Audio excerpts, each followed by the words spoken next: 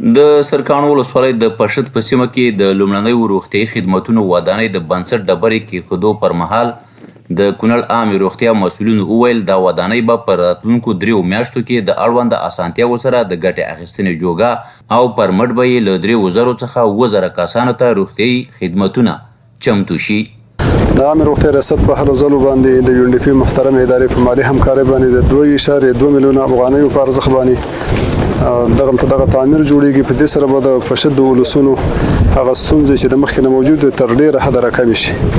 او د عامې روغتیا ریاست همیشه خپل کوشش کوي چې خپل د صحت سکتور په پښو باندې ودرېږي او هغه ستونزې او مشکلات چې موجود دي د هر اړخه ورته توجه وشي. ولایت مقام لله الحمد خپل ورسته خپل خلکو ته ژمنده سي زمینه د کار مساعده کې همدارنګه پروژې به په کونړ کې عملي کړي او ډېرې پروژې عملي شوي دي.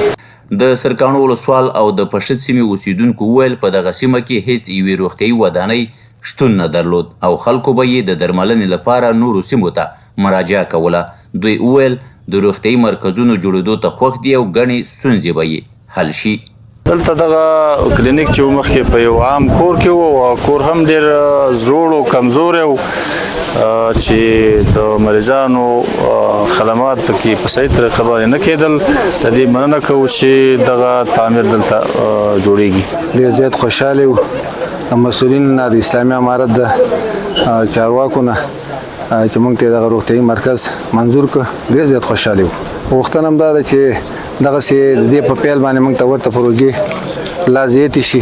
لکه څرنګه چې تاسو یې نن په سرکاڼو ولسوالۍ کې د پروژې د صحت د برخې یو پروژه د ابتدایي دغه شو وشوله. انشاءالله موږ خپلو قومونو ولسونو ته دا ډاډ او دا اطمینان ورکوو چې دغه رنګې په نورو ولسوالیو کې په مختلفو برخو کې د صحت برخه کې د تعلیم برخه کې د انکشافي برخه کې مختلفو برخو کې انشاءالله په نږدې وختونو کې نورو پروژې به هم څه افتتاح شوي دي څه به نور هم افتتاح کړو انشاءالله تعالی. د عامې روغتیا د مسؤلینو په خبره ورته روغتیایي مرکزونه به په نورو سیمو کې هم جوړ شي او په مټ به یې خلکو ته روغتیایي اسانتیاوې رامنځته شي.